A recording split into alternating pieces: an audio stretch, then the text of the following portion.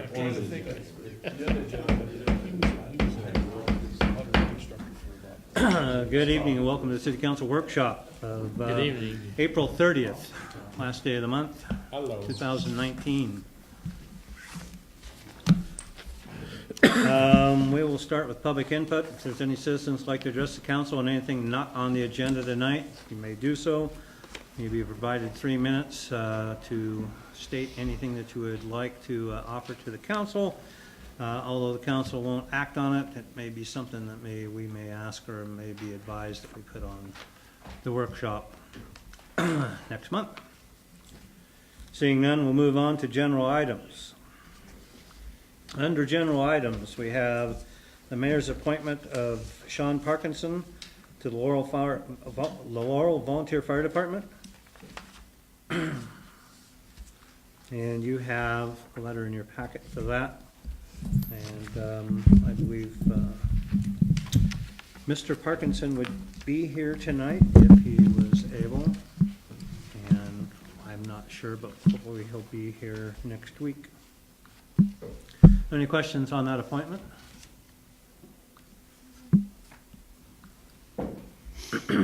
Seeing none, we will move on to executive review. Under executive review, we have the Poppy Day proclamation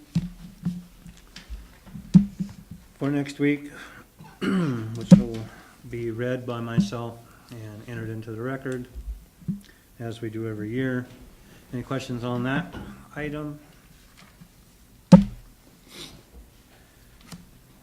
Seeing none, we will move on to item number 3 under executive review, which is a resolution. This is a resolution accepting a bid from First Mark Construction and authorizing the mayor and the city clerk to sign all related documents for the East 6th Street project, City of Laurel, Montana. And I have KLJ here. I have Carl with KLJ to come up and just give you a brief overview of that project and the bid acceptance, or the bids, the contracted estimate, or the bid estimate by the engineer, and how the bids came in and where we are. So Thank you, Mayor, council members. So yes, as Mayor mentioned, this is for the East 6th Street project. We had a bid opening last week. And bids came, we had 2 bids, and the low bid came in under our opinion of cost, is what we call it, and it came under considerably, so that's good news for the city. It's a contractor that we are familiar with, and I think you are too. It's First Mark Construction. That is the new name of CMG Construction, though, and CMG's been around for quite a while. As Mayor mentioned, I'll just summarize the bid results. There were 3 bid schedules. I'll summarize them. So the first schedule was for rehabilitating and then actually adding some new water main out there. And so the low bid for that schedule came in at, I'll give you round numbers, about $295,000. Our estimate was about $125,000. So that came in over for that first schedule. But then the good news is that the second schedule on street improvements, the low bid was about $868,000, and our estimate was about $1,085,000. So they came in quite a bit under on that one, and that's good news because that's the one fund we were pretty concerned about for the city. The last schedule, and it's the next item on your agenda tonight too. We bid the improvements for the special improvement district separately, and the bid came in at about $56,000, rounding up. Our estimate was $66,000, so fairly close there. And again, we'll talk about the SID here next, but the scope of that basically is sidewalks and some driveways out there. We've checked everything, the math checked. We're comfortable recommending this project, so we recommend you move forward with awarding the contract to First Mark. And then one other part of the discussion is making sure the city considers adding a contingency. And I don't know, Mayor, if you're going to address that separately, but we do recommend adding a contingency just in case a last-minute issue comes up during construction where a quick decision needs to be made where there's not time to wait for a council meeting. And I don't know, Mayor, if you wanted to explain the background with that. Typically, our contingency amounts for any project we do is a 10% contingency basis. It seems like almost everything has some thing that is run into, especially when you're underground, that's not foreseen and can cause a slight delay, and it can cause a great delay if we have to wait for another workshop and then a council meeting to come back around. In this case, the contingency amount would be in the amount of about $134,000. So not a great amount considering the scope of the project. Typically, we like to never have to get into that. It seems like every time we've had a project, and as far back as I can remember, we've had contingency amounts of 10%. We've gotten into some of it. I don't know if maybe we've ever gotten into all of it except maybe the new intake, and I'm not privy to that. So, Yeah, we recommend this contingency again because if you get a delay claim from a contractor, if they're waiting for a decision to be made, that costs you money every day that they're delayed. So, in the unlikely event that something needs to happen quickly, it's a nice safety net. This is a unit price contract, meaning they only get paid for the work they do. It's not a lump sum contract. And so we've estimated all the quantities that will be required to build it, down to the cubic yard of gravel and the square foot of sidewalk and everything that goes into the detail here. And so our representative on site will monitor every quantity every day and make sure the pay apps only pay for the work they do on a monthly basis.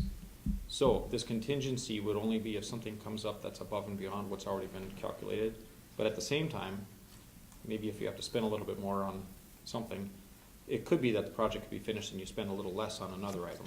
And as a unit price contract, that's our job is to monitor that, and then you will only pay for the final quantities in place in the field. Any questions? Okay, we're looking to start June 3rd if possible, and it sounds like the contractor's ready to go. and be completed hopefully before school starts. And- As the goal will be shut down over a 4-day period for 4th of July, Thursday through the following Monday, when work would resume. Give chance for fire department and Cotters or whoever else has porta potties and the cleanup crews and the city crews to get the garbage cans out, get everything cleaned up from the 4th of July over that weekend period and so on. And there's a plan by KLJ to make sure that the contractor has walkways installed, gravel walkways across that street that would be obviously under construction at that time, so that there's not a lot of issues with different step heights where we could have falls and those kind of things. So trying to address some of that, make it easier for people to traverse that area during that time when there are obviously a lot of people in that area. So. Yep. Any other questions on that project? Council President Eaton. Thank you. Not so much a question as just a comment. It seems that this has been so thoroughly thought out, and I appreciate not only that, but the explanation to the council as well.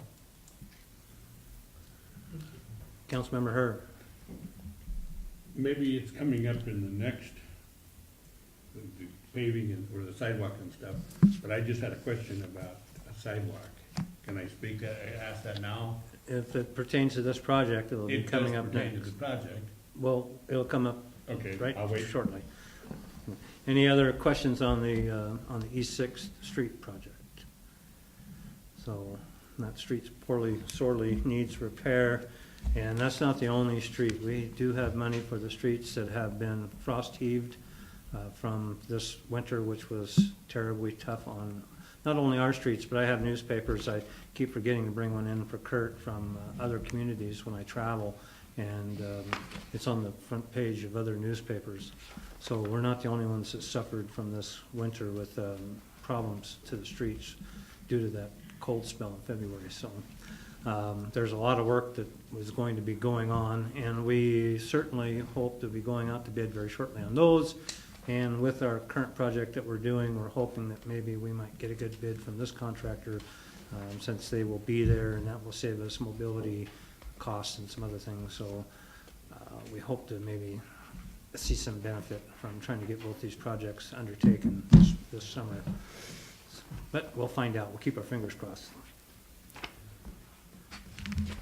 Moving on. We'll keep Carl up here at the lectern because we are moving on to item 4 under executive review, and item 4 is a resolution. And this is resolution relating to Special Improvement District 119, declaring it to be the intention of the city to create the district for the purpose of undertaking certain local improvements and financing the cost thereof, and incidental thereto through the issuance of Special Improvement District bonds secured by the city's Special Improvement District revolving fund, and establishing compliance with the reimbursement bond regulations under the Internal Revenue Code. So, are you going to, Carl, go ahead and address that as well right now, unless we have any financial or bond issues, but Right. we've been through a lot of these. Yeah, it's similar to SIDs you might be familiar with from the recent past. The last one was Washington, right? So it's pretty similar in that it's paying for sidewalks and private drive approaches. What it's not paying for are the ADA ramps on the corners, that's coming out of the city's pocket, and then also alleys, because that's public right away through the alleys there, so the city's paying for that. The way this assessment is set up, and you have, every SID's got basically 3 options in the state of Montana for how the assessments are made. This assessment is made as a cost per lot, and so basically we go and calculate how much sidewalk will be replaced in front of each lot, and that's going to be their assessment. And so when you look in your resolution and then the exhibits, I'll point you to Exhibit A2. It's one of the maps that looks like this, and it just shows all the lots that are included in the SID. It's a pretty small SID. There are only 14 lots, and so that's the long and short of the SID scope. Now moving forward, you should just be aware that it's been great working with both Bethany and Kurt, but also Courtney Ellis, your bond counsel, on getting this organized. And one of the things that Bethany and Kurt recommended last week is that we have a public open house. We invite the property owners to an open house here. So we're gonna host that. I think it's May 13th, and it's just to inform them, hopefully educate them a little bit, answer questions they have, and make it as transparent as possible. So, I'm not sure what else to say about the SID. I guess if there are any other details, maybe I left out. We have the flyer that the information we're gonna be giving everybody about that, with pictures showing what the SID would be paying for and what type of disrepair, much of that infrastructure in the form of sidewalks are in approaches, correct? Yes. So we're going door to door to hand out the invitation and a general project description to the property owners. But then at the public meeting, we'll have more detailed information, kind of like a fact sheet on what an SID is, and some pictures that show examples of this project where the sidewalks are absolutely terrible and they really do need to be replaced, but we'll go through the justification technically why that needs to happen. Council President Eaton. So, I don't want to contradict KLJ, but I'm confused by the first sentence of section 1. The city proposes to undertake certain local sidewalk improvements, including construction and installation of sidewalks, ADA compliant ramps, drive and alley approaches, and related improvements. So the SID does or does not include charges for the... I'm going to read this real quick if you don't mind. We did not write this, so it might just be a description of the general project, regardless of what's included in the SID. Oh, okay, all right, okay. Is that what it is? Okay. Yes, Okay. those are the improvements that are going to happen within the district as a whole. Oh, okay, all right, okay. Good, I didn't have to contradict them.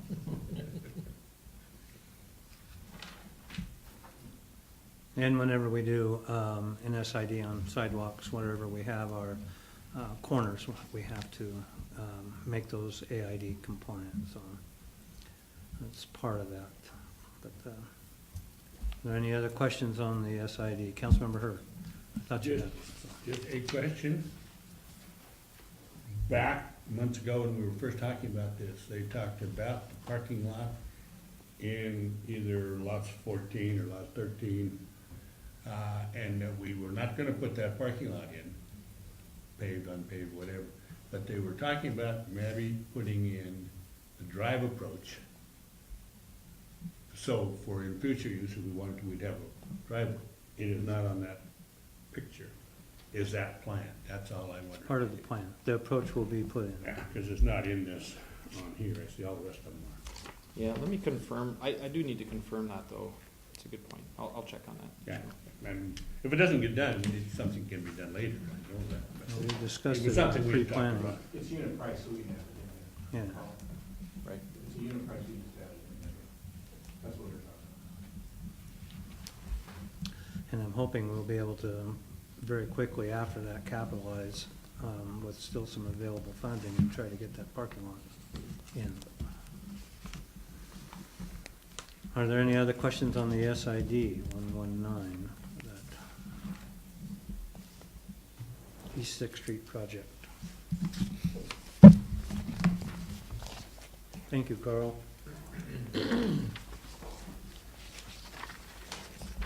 Moving on to item 5. Item 5 is being removed from the agenda tonight and will not be coming forward with any life in the future.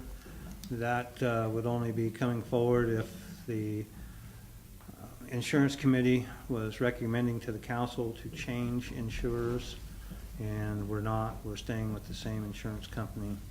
So there'll be no change there. It'll be continuation of that relationship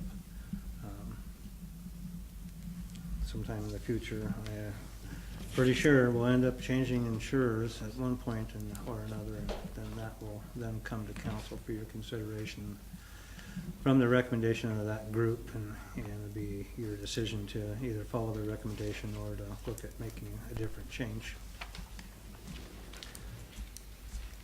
Next on the agenda for tonight is item 6. Item 6 is a resolution. This is a resolution to approve a non-exclusive franchise agreement between the City of Laurel and Fat Beam LLC for installation, construction, reconstruction, operation, and maintenance of a fiber optic system within the City of Laurel, Montana. And with that, I have Mr. Mark Ugard, the Public Works Director, to bring you up to speed on this. Right. We got involved in this quite a while ago. The school district is trying to tie all their schools into their one fiber optic line so they can communicate between Graff School and the South School. Is that what they call it still? South School. Graff School, the middle school, the old middle school, the administration, the high school, and the new middle school on Washington. So they, I believe they got a grant to do this work. And they're contracting out to try to get the fiber optic ran in our public right-of-ways. So that's what we're here tonight to talk about. They need a franchise agreement, just like we do have for the cable TV. They need to run the fiber optic lines in the public right-of-way. That's why it's before you. So Sam Painter's gone through this. Bethany's gone through it. We've been working on it for months, trying to get the language right. My only concern was that when they go underground, that they go where we want them to. They don't interfere with our water and our sewer lines and our storm drains. They put it at a depth that doesn't interfere with it. They do not run parallel to our water and sewer lines to where if we had a problem like digging up a water line, we have a fiber optic line in the way. So they can't be within our water lines. They can cross at a 90-degree angle. That's fine. We do that all the time with phone lines and gas lines. They cross at 90-degree angles. But we don't like them running any other utility running right next to our water line where we can't put a trench box safely into the trench. It just makes sense. Fiber you can't move. Splicing fiber is very expensive, by the way. So I used to be in that business of helping run fiber optic line before I came to the city. And so I understand what that is about. So they've agreed to go in 42 inches below the ground and do it. A lot of it's going to be aerial and overhead, and it's going to follow the existing cable lines. So we went over the plan. Me and Matt Wheeler drove it. We looked at every pole that would have to be replaced and every but it's following the cable, essentially cable Montana's lines, it's gonna be on the same poles as that. And when they have to go underground, it's because there is no poles for them to go on. So if you look through the plans, that's what you'll see is when they go underground, is underneath the railroad tracks. On Fifth Avenue crossing, they're gonna have to go underneath that. And then a majority of the underground is from the new middle school to the high school.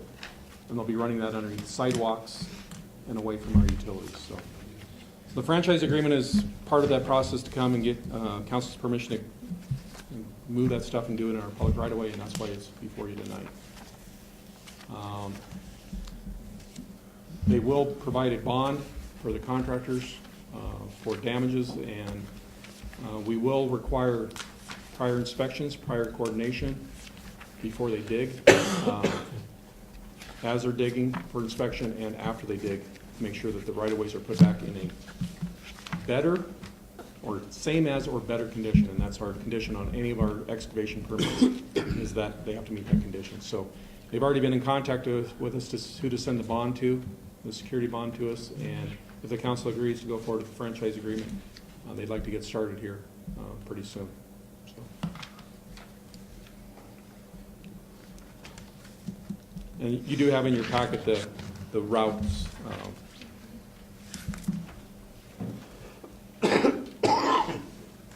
And there will be a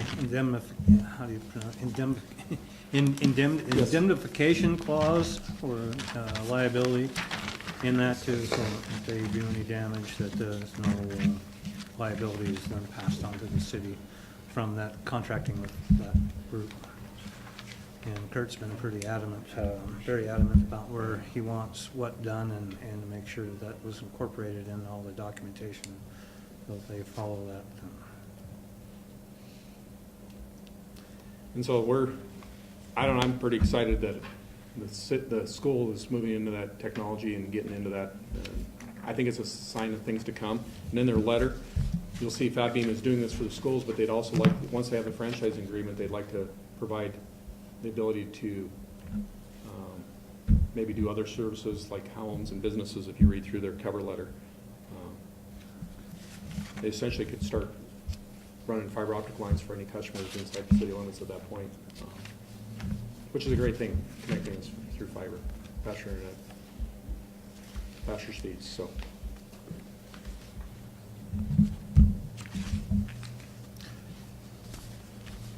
Any questions on the agreement with Fat Beam to provide the optic service to the schools?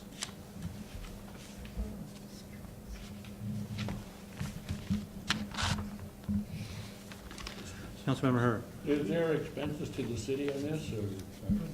Okay. None at all. Matter of fact, the city has an ordinance for franchise fees.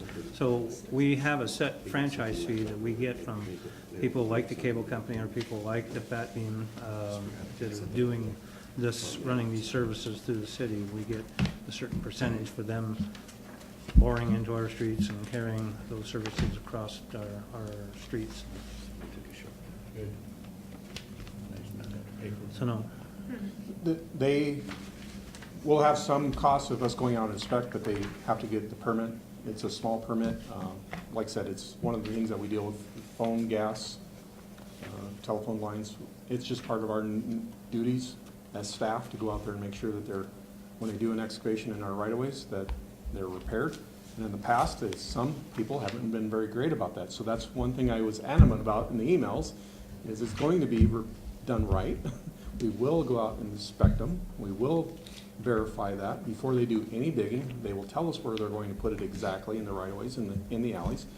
The last thing I remember we had is a contractor that came in, worked for a cable company, and they subcontracted the work out. And then when they backfilled, they left mud from the hole in the alley. Well, that tracks on our garbage trucks, on our wheels, and it gets on the streets. We're not going to allow that to happen anymore.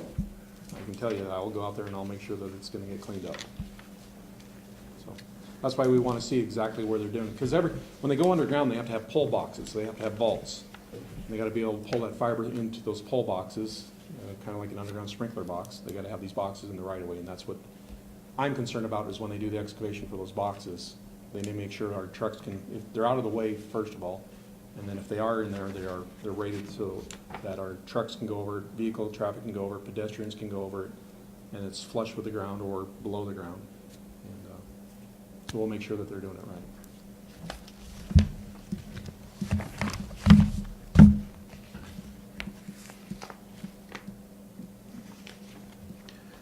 There's a lot of documentation, but most of it is about what they're doing and wanting to do and involved. And we did talk to the school. I talked to Ken Hoynes, and there's IT, Wendy, over at IT, and she did review the plan. And so we met with the school district, Ken Hoynes, and he came over and they were in agreement that this is the location that they would like to go as well. They're all in agreement. So if the council agrees, it'll be building out fiber optic in the next month or so. Any other questions on the agreement, franchise agreement with Pat Beam? Which is mostly just the franchise agreement for us and for the council's consideration in accordance with our ordinance. Moving on, we'll move on to number 7. Number 7 is ordinance 19-01. This is an ordinance amending Title II, Chapters 2.08, 2.12, and 2.60, 2.64, and 2.76 of the Laurel Municipal Code for the purpose of clarifying that current city employees are not eligible to serve as members of city committees and commissions or to serve as city elected officers, in accordance with Montana law and for other purposes. Second reading, public hearing.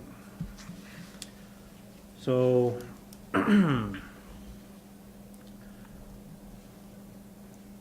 well, this was brought back from the table last week. We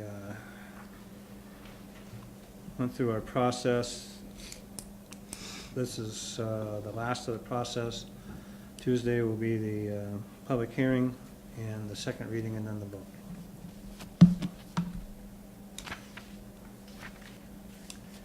And I gathered by our last meeting that the council was happy with what I instructed the city attorney to craft that from what I heard from the council. So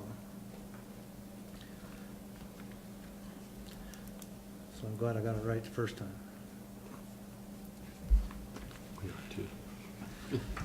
Moving on then, if there's no questions on that, council issues.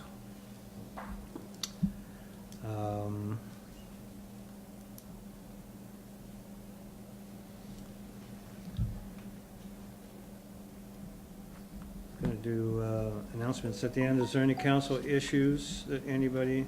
I don't have anything here. I don't believe we have anything. Under other items, we have none. Review of the draft council agenda.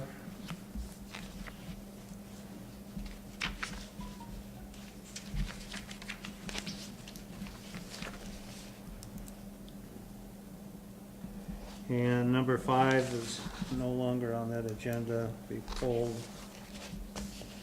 on the final.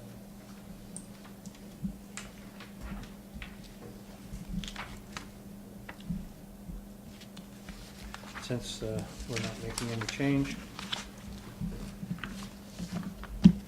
Next is attendance at upcoming council meeting. I know there's a seminar, a workshop, public officials workshop in Bozeman next week. So I don't know how many council members might be leaving to go to that Tuesday. So if I get this, I could get a show of hands of those that will not be here next week. Will not be here. 2. So we have 5. So we'll have a quorum, looks like, if barring anything preventing any of the rest of the and possibly 6 from showing up. So okay, great. Under announcements. Councilmember Sparks, do you have anything for the council? Councilmember Herr. Nothing, just excuse me for not knowing what I did. It was interesting, whatever it was. Something popped up there. We'll learn about these things someday, maybe when I'm retired. Thank you very much. Thank you. Councilmember Welke. I guess I do have some. One of my neighbors, also one of my constituents, gave her a ride home the other day, and she was complaining all the way out here, and when I picked her up, she was complaining all the way back to town about a property directly across from her that has a whole bunch of junky furniture out there, and I went by there tonight, and the grass is about as tall as this table in some places. They don't clean it up, junk scattered everywhere, and I don't know where to look to see if there's a statute or a regulation or whatever that somebody could go there and say, hey, you gotta do this, you gotta take care of this crap. It looks like a junk hole. I mean, the trash collection unit up there looks better. So, it's my neighbor too, so I don't appreciate it, but I didn't pay any attention to it. I don't come out the front very often, but anyway, I don't know where to go look for that information. Well, if you would email me the address so that I have that for reference, I will point you to where to look, and I will pass that along to our code enforcement If you would, please. Okay, I'll send it to officer. you. Thank you. That would be helpful. Anything else? No, that's it. Thank you. Thank you. Councilmember Montier. I have nothing, sir. Thank you. Nothing? All right, thank you very much. Councilmember Cossey. One item, sir. Yes, sir. As you know, and probably most of the people know now, last Thursday, the governor signed Bill HB 285, authorizing Buffalo Trail from mile marker 1 to mile marker 2 as Pearl Harbor Veterans Memorial Highway. So that was nice that we got that taken care of, so. That's right there at the Veterans National Cemetery. Right, it goes by there, starts at the bottom of the hill and goes up Yep. past it. So, fitting. Very nice. Anything else? No, not right now. Thank you. Yeah, it's a great thing, and I saw the picture of you and Representative Ricky and some of the other staff from the that were with you, with the governor signing that, so it's great. Thank you. Thank you. Council Vice President McGee. I do not have anything, Mr. Mayor, at this time. Thank you. Thank you. Council President Eaton. I have nothing at this point. You always have something.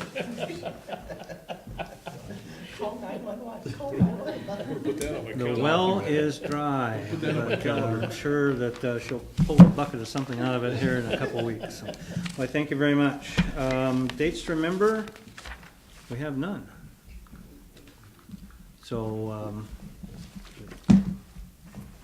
we'll look for some more dates to remember next workshop. With that, we'll close the meeting, and I thank you very much.